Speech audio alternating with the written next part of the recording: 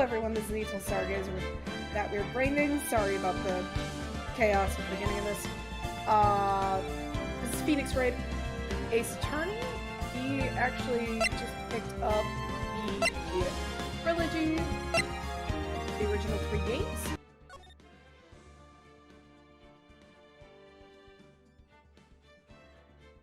So if you don't know anything about the Ace Attorney games are literally a very weird law practicing game. Like, the bullcrud you pull in these games makes no sense, but they're great. They're fun to enjoy. So, episode 1, the first tournament. Play the first tournament? Yes.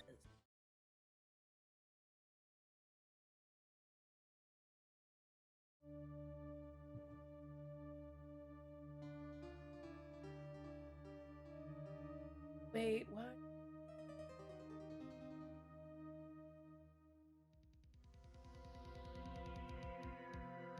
Dang it! Why me? Not like this. I've got to find someone to pin this on. Someone like him. I'll make it look like he didn't. God about that. August 3rd, 9:47 a.m. District Court. Defendant Lobby number 2. Boy, am I nervous. Right. Oh, hi, Chief. Ooh, I'm glad I made it on time. Well, I have to say, Phoenix, I'm impressed. Not everyone takes on a murder trial right off the bat like this. Says a lot about you, and your client as well. Thanks? Actually, it's because I owe him a favor. A favor? You mean you knew the defendant before the case? Yeah. Actually, I kind of owe my current job to him. It's one of the reasons I became an attorney. Oh, that's news to me. Want to help him out any way I can. I just really want to help him. I owe him that much. It's over! My life! Everything! It's all over! That your client screaming over there? Yeah, it's him. Death, despair, no! I'm gonna do it! I'm gonna die! It sounds like he wants to die. Yeah. Ugh. Nick! Hey there, Larry. Dude, I'm so guilty. Tell them I'm guilty. Give me the death sentence. I ain't afraid to die. Larry Butts, everybody. Oh, God.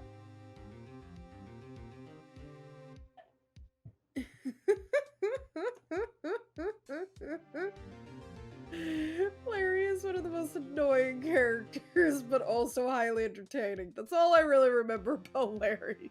Some of the bullcrud this man finds himself in. Right. What? What's wrong, Larry? Oh, it's all over. I'm finished. Finished! I can't live in a world without her. I can't. Who took her away from me, Nick? Who did this? Oh, Nick, you gotta tell me. Who took my baby away? Person responsible for your girlfriend's death? Newspapers say it was you. My name is Phoenix Wright. Here's the story. The first case is a fairly simple one. A young woman was killed in her apartment. The guy they arrested was an unlucky sap dating her. Larry Butts. My best friend since grade. Our school had a saying, something smells, it's usually the Butts. 23 years I've known him, it's usually been true. He has a knack for getting himself in trouble. One thing I can say, though, it's usually not his fault. Terrible luck. But I know better than anyone that he's a good guy at heart. That, and I owe him one. Which is why I took the case. Clear his name. That's just what I'm gonna do. August 3rd, 10 a.m. District Court, courtroom number 2. Get used to this image, you're gonna see it a lot. Court is now in session for the trial of Mr. Larry Butts. The prosecution is ready, Your Honor. The, defense is ready, Your Honor. Ahem. Mr. Wright, this is your first trial, is it not? Yes, Your Honor. I'm, a little nervous. Your conduct during this trial will decide the fate of your client. Murder is a serious charge. For your client's sake, I hope you can control your nerves. Thank you, Your Honor. Mr. Wright, given the circumstances, I think we should have a test to ascertain your readiness. Yes, Your Honor. Handshaking, eyesight fading. The test will consist of a few simple questions. Answer them clearly and concisely. Please state the name of the defendant in this case. That'd be Larry Butts. The defendant. Well, that's Larry Butts, Your Honor. Correct. Just keep your wits about you and you'll do fine. Next question. This is a murder trial. Tell me, what's the victim's name? Whew, I know this one.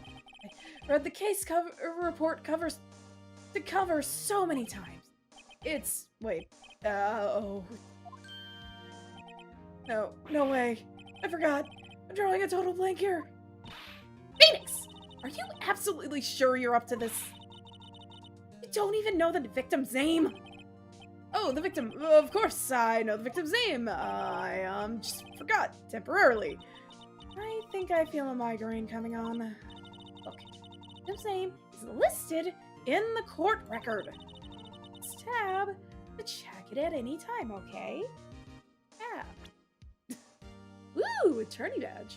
No one would believe I was a defense attorney if I didn't carry this. Cindy! Her name is Cindy. I'm a death 7:30. Wow, July 31st. Between 4 and 5. Cause of death, loss of blood due to blunt trauma. Gotcha. Remember to check it often. Do it for me, please. Begging you. Mr. Wright, who is the victim in this case? Cinderblock. Yeah. By the way, if you didn't catch it, BFA is literally the lady that you're working for. Cindy Stone. The victim's name is Cindy Stone. Correct. Now, tell me, what was the cause of death? She died because she was the blunt object. You were struck once by a blunt object. Correct. You've answered all of my questions. I see no reason why we shouldn't proceed. You seem much more relaxed, Mr. Wright. Good for you. Thank you, Your Honor. Because I don't feel relaxed, that's for sure. Well then. First, a question for the prosecution. Mr. Payne? Yes, Your Honor.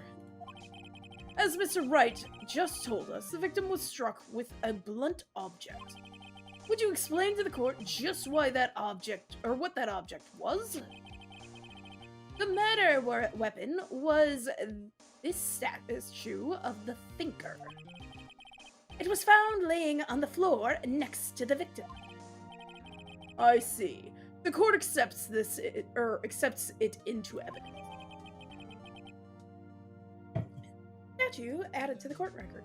Statue. A statue in the shape of the Thinker. It's rather heavy. Right. Be sure to pay attention to any evidence added during the trial. The evidence is the only ammunition you have in court. Tab to check out the court record frequently.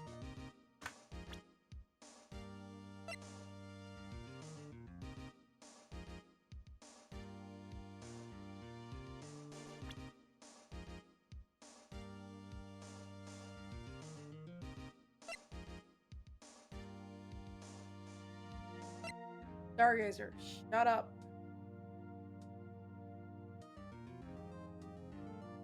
Oh wow, she was a mom.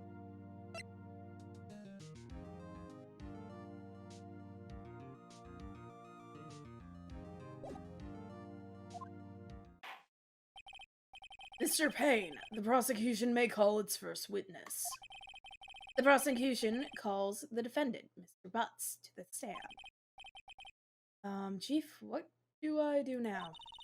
Pay attention. Don't want to miss any information that might help your client's case. You'll get your chance to respond to the prosecution later, so be ready. Let's just hope he doesn't say anything unfortunate. Uh-oh. He gets excited easily.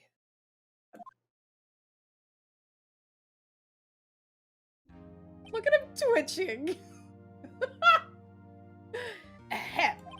Mr. Butts, is it not true that the victim had recently dumped you? Hey, watch it, buddy! We were great together. We were Romeo and Juliet, Cleopatra and Mark Antony. Didn't they all die? I wasn't dumped. She just wasn't taking my phone calls or seeing me. Ever. What's it to you anyway? Mr. Butts, what you describe is generally what we mean by dumped. In fact, she had completely abandoned you and was seeing other men. She had just returned from overseas with one of them the day before the murder. What do you mean, one of them? Lies! All of it! Lies! I don't believe a word of it! Your Honor, the victim's passport. According to this, she was in Paris until the day before she died. Passport the victim's apparently arrived home from Paris on July 30th, the day before the murder. Indeed, she appears to have returned the day before the murder. Dude, no way! The victim was a model, but did not have a large income. It appears that she had several sugar daddies. Daddies? Sugar? Yes, older men who gave her money and gifts. She took their money and used it to support her lifestyle. Dude! You can clearly see what kind of woman this Miss Stone was. Tell me, Mr. Butts, what do you think of her now? Right? I don't think you want him to answer that question. Yeah, Larry has a way of running his mouth in all the wrong directions.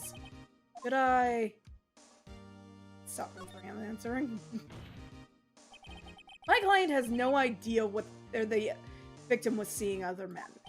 That question is irrelevant to the case. Oof, yeah. Dude, Nick, what do you mean irrelevant? A cheating she-dog. I'm gonna die. I'm just gonna drop dead. Yeah, and when I'm wait, what? I'm going to get to the bottom of this. Let's continue with the trial, shall we?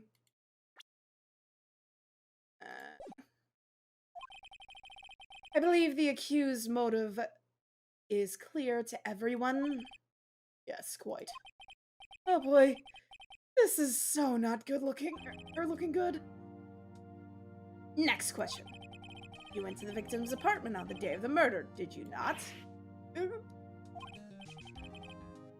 Well, did you or did you not? Well, maybe I did, but maybe I didn't. Oh, he went. What do I do? Have a map. I know, I'll send him a signal. Tell. I was there. I win. Order. Well, Mr. Butts. Dude, chill. She wasn't home, man, so like, I didn't see her. My god, I forgot how squeaky this man's voice is. Your Honor, the defendant is lying. Lying? The prosecution would like to call a witness who can prove Mr. Butts is lying. Well, that simplifies matters. Who's your witness? The man who found the victim's body. Just before making the gruesome discovery, he saw the defendant fleeing the crime scene.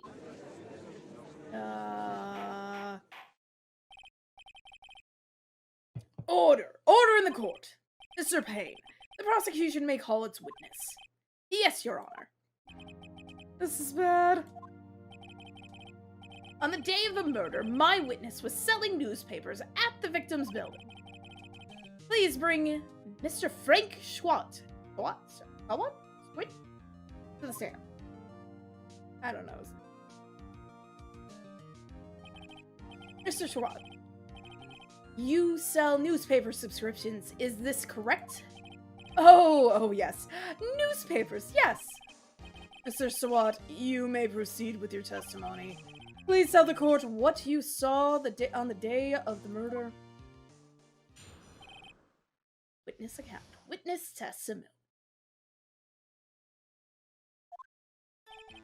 I was going door to door, selling subscriptions when I saw a man fleeing an apartment. I thought he must be in a hurry because he left the door half open behind him. Thinking it was strange, I looked inside the apartment. Then I saw her lying there, a woman not moving, dead. I quailed in fright and found myself unable to go inside. I thought to call the police immediately. However, the phone in her apartment wasn't working. I went to a nearby park and found a public phone. I remember the time exactly. It was 1 p.m. The man who ran was without a doubt the defendant sitting right over there.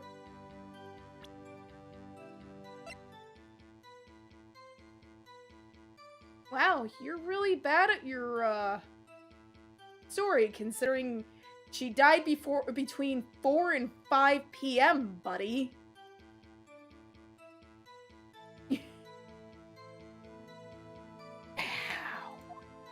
So you're saying that he killed her 4 hours before she died, and you took 4 hours to get to a park?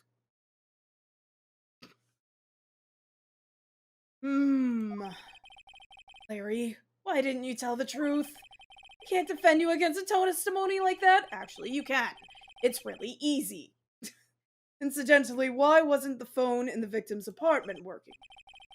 Your Honor, at the time of the murder, there was a blackout in the building. Aren't phones supposed to work during a blackout? Yes, Your Honor. However, some cordless phones do not function normally. The phone that Mr. Swint used was one of those. Your Honor, I have a record of the blackout for your perusal. City to Miss Stone's building was out from noon to 6 p.m. on the day of the crime.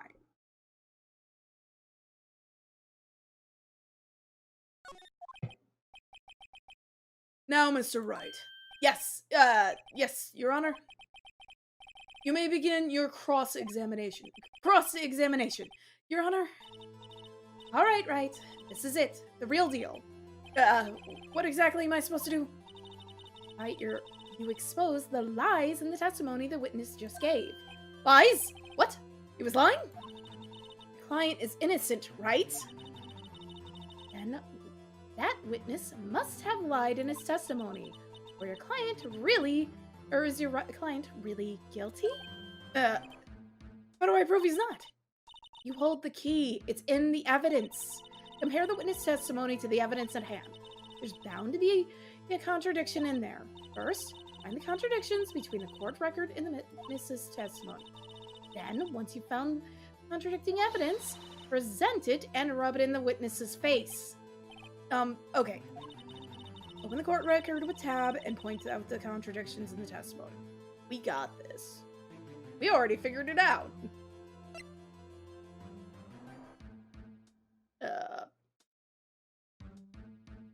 What do I... Okay, here we go. Cross-examination. I was going door to door selling subscriptions when I saw a man fleeing the apartment. Shut up.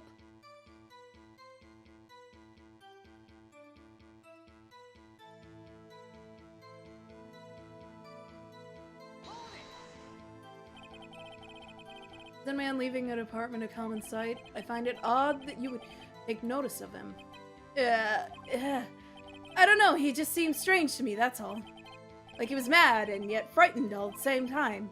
Just like a criminal fleeing a scene of a crime.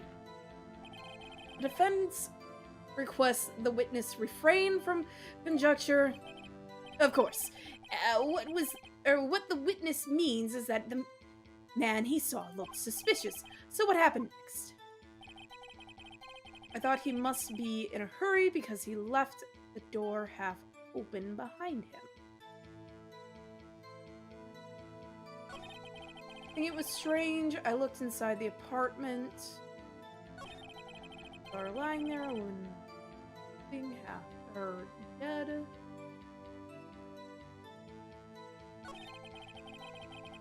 Right. Try pressing it. So you didn't touch anything in the apartment? Yes. I mean, no, nothing. Okay, what happened next? Call the police immediately. Over the phone, her apartment wasn't working. Clark found a public phone.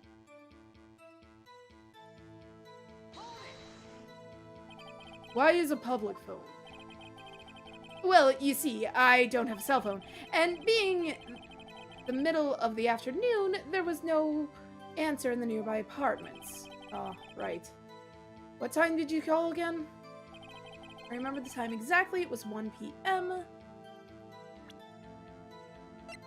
That's interesting, because you found the body at 1 p.m. You're sure? Yes, it was 1 p.m. for certain. Frankly, I find that hard to believe. Your statement directly contradicts the autopsy report. The autopsy notes the time of death was some time after 4 p.m. There was no body to find at 1 p.m. How do you explain this 3-hour gap?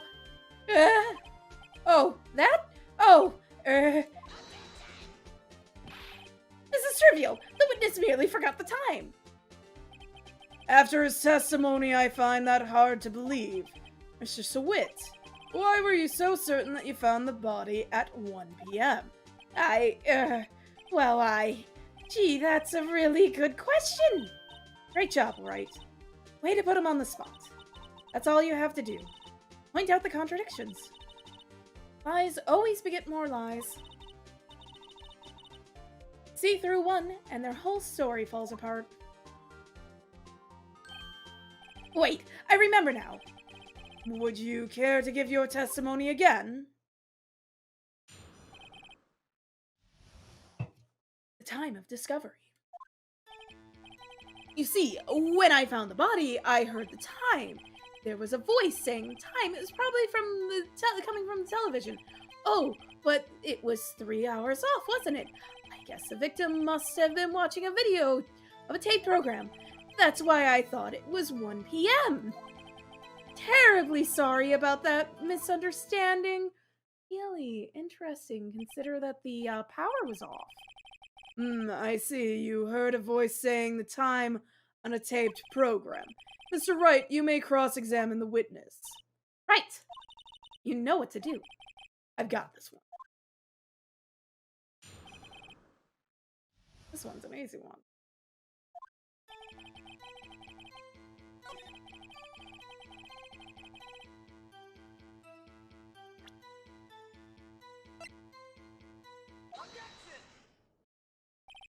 Hold it right there.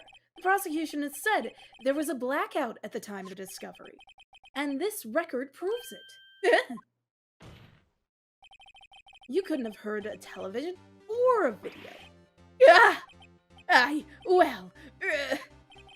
The defense has a point. Do you have an explanation for this, Mr. Schwartz? No, I find it quite puzzling myself. Quite. Wait, I remember now. Mr. Sawit, the court would prefer to hear an accurate testimony from the very beginning. These constant corrections are harming your credibility. That, and you seem rather distraught. Yeah, my apologies, Your Honor. It must have been the shock of finding the body. Very well, Mr. Schwitt. Let's hear your testimony only one more time. Hearing the time. Actually, I didn't hear the time. I saw it. There was a table clock in the apartment, wasn't there? Yeah, the murder weapon. The killer used it to hit the victim. That must have been what I saw. You saw a clock. I guess that would explain it. The defense may cross-examine the witness. Gladly. Table clock, really? Because I'm pretty sure the statue of David is not a clock.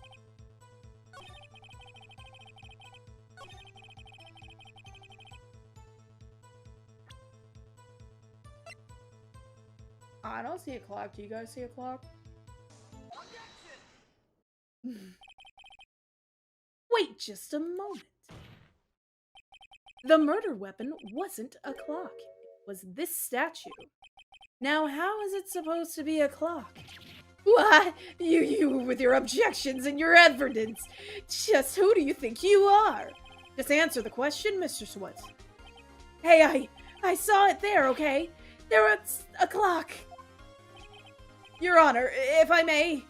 Yes, Mr. Payne. As the witness stated, the statue is indeed a clock. The neck is a switch.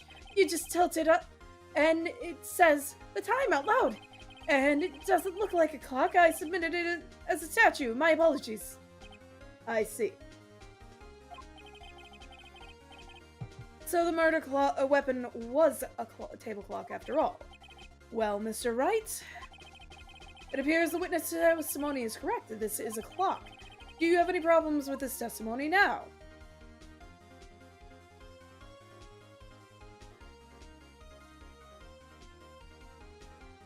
Yes? Your Honor, there is a gaping hole in the witness's testimony. The only way he could have known the weapon was a clock is to hold it in his hand. Yet the witness testified that he never entered the apartment. Clearly a contradiction. Indeed. The witness knew it was a clock because he knew the victim or went into the apartment. Knew the victim. Tell me, isn't it true that you knew the victim? In fact, you were one of her sugar daddies. Be frank with us, Mr. Sweat. Frank? I'm always frank. Your Honor, we have complete records of the victim's relationships. Mr. Frank Sweet does not appear anywhere. Oh, really? Please, Mr. Wright, is your best response you can muster up. Try to refrain from making off the cuff accusations in the future. Yes, Your Honor. Let me think this over. The witness knew it was a clock because he went into the apartment. You're lying. You were inside the apartment on the day of the murder. Oh, yeah? Prove it. Prove I went in there. I'll do better than that. I can prove you were the one who killed her. You struck her with the clock, and then the shock of the blow triggered the clock's voice. That is the sound you heard. Order in the court. Intriguing. Please continue, Mr. Wright. Yes, Your Honor. Mr. Sweat, the sound must have left quite an impression on you. Understandable, since the murder weapon spoke just as you hit the victim. That voice was burned into your mind. That's why you were certain about the time. What is the meaning of this? This is all baseless conjecture. Baseless? Just look at the witness's face. Would the witness care to elaborate? Did you strike the victim with the clock? I never... Look, the clock, I heard no. I mean, I saw, yeah! Shut up! I hate you! It was him, I tell you. I saw him. He killed her, and he should burn, give him death. Order! Order in the court, I say! Your Honor, a moment, please. There isn't a shred of evidence supporting the defense's claims. Mr. Wright. Your Honor? You claim the sound the witness heard came from the clock. Do you have any evidence? The whole case is right, so I better think it through carefully. Your Honor. The sound Mr. Schwitt heard was definitely this clock. A fact which is clear if you simply examine batteries, ask the neighbors, try sounding.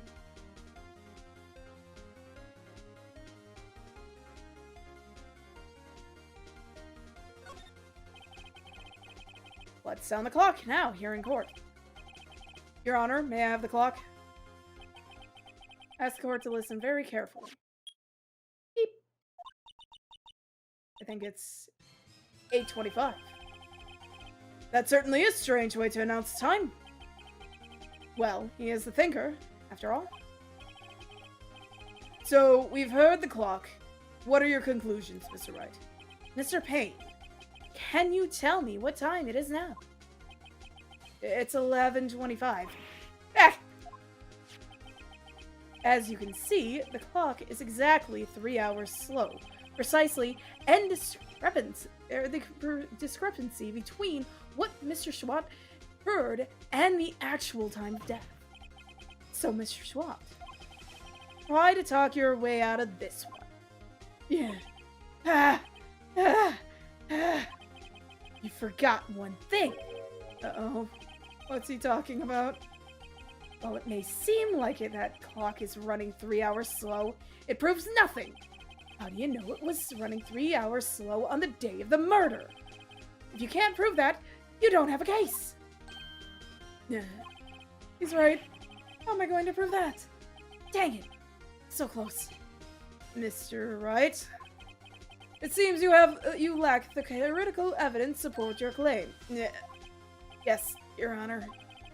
That means I cannot let you indict the witness. Unfortunately, the sentence of cross-examination, Mr. Frank Swap. I'm all the way down here to testify, and look what happens. You treat me like a criminal. A criminal! You lawyers are all slime. I almost had him. Sorry, Larry. I failed you. There's nothing I can do about it. Not so fast, Mr. Schwartz. Shut up. Mia, I mean, Chief. Listen up, Wright. Don't throw this one away. Not like this. Think. But Chief, it's over. Can't prove the clock was slow on the day of the murder. Nobody can prove that. Well, yes. But that doesn't mean you can't still win. Try thinking out of the box. Waste time doubting the facts. Assume the clock was 3 hours slow and think through it. Ask yourself, why was the clock 3 hours slow? Figure out the reason and you'll have your proof. Right? Right? Can you think of the reason why the clock would be 3 hours slow? Why, yes, I do believe I can. Wait! Maybe I can prove it. Must have evidence somewhere that can prove it, right? Find it, and let them have it. Well, Mr. Wright, you say the clock was already running slow on the day of the murder. Have you found evidence to support this claim? Of course. There's a piece of evidence in this courtroom, or the court record, that can prove my claim beyond a doubt. Ah! Tough words! Let's see you pull this one off. Let's see this evidence that proves why the clock was running slow. Why the passport itself. She was in Paris. She bought it. Paris.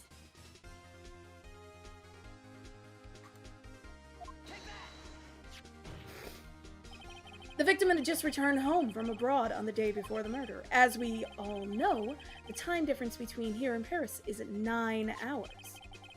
When it's 4 p.m. here, it's exactly 1 a.m. the next day there. The clock wasn't 3 hours slow, it was 9 hours fast. The victim hadn't reset her clock since returning home.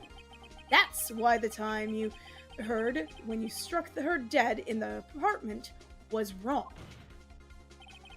proof enough for you, Mr. Swat? Or should I say Mr. Did It? Yeah. Just foamed at the mouth.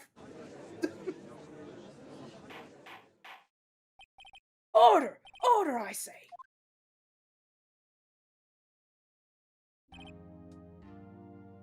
Well, this case has certainly turned out differently than we all expected.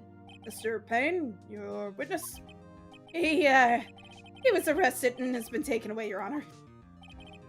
Very well. Mr. Wright. Yes, Your Honor.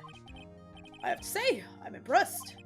I don't think I've ever seen someone complete a defense so quickly and find the true culprit at the same time. Thank you, Your Honor. At this point, this is only a formality, but the court finds the defendant, Mr. Larry Butts, not guilty.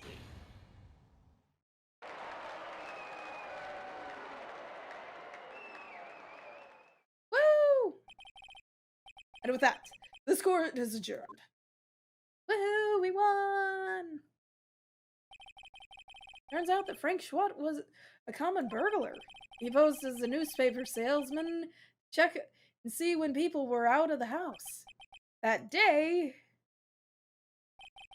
when Larry went to her apartment, the victim wasn't home. After he left, Schwat let himself in to do his dirty work. While he was searching her place, the victim returned. Flustered, Mr. Schwat grabbed the nearest blunt object he could find.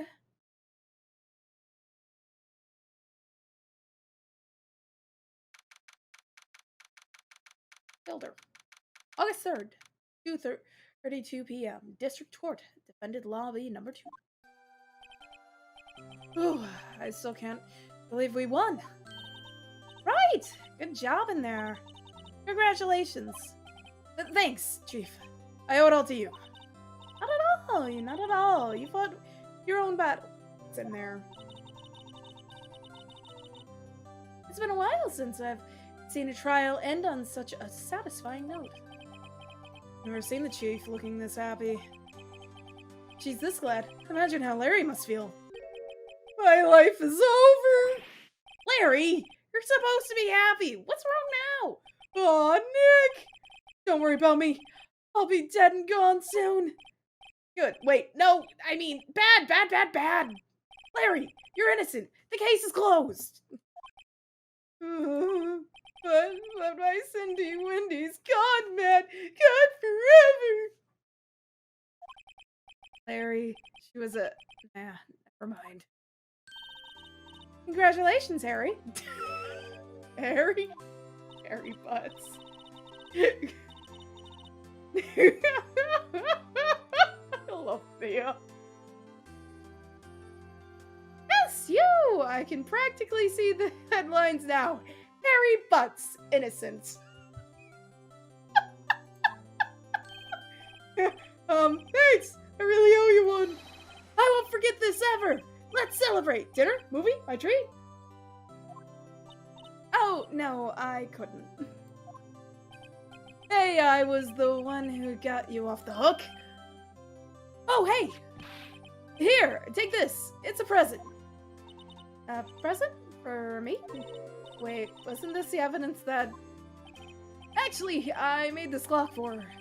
I made one for her and one for me. Really? You made this. Well, thank you. I'll keep it as a memento. Yo, Nick. You believe it? I was so into that chick. And she was just playing me for a fool. Don't that make you want to just cry? Harry. Are you so sure? Excuse me? I think she thought quite a lot of you in her own way. Nah, you don't gotta sympathize with me, okay? Oh, I'm not just sympathizing. Really. Isn't that right? Don't you have something to show your friend? Something that proves how she felt about him. Huh? Oh, yeah, right. What the heck is she talking about? The fact that she kept the statue, probably.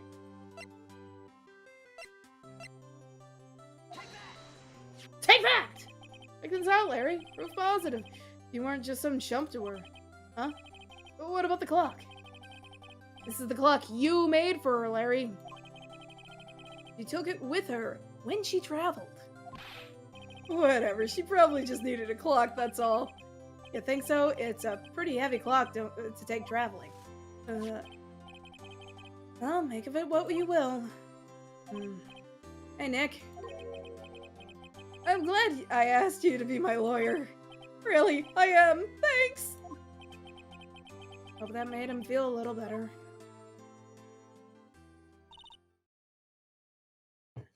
Right?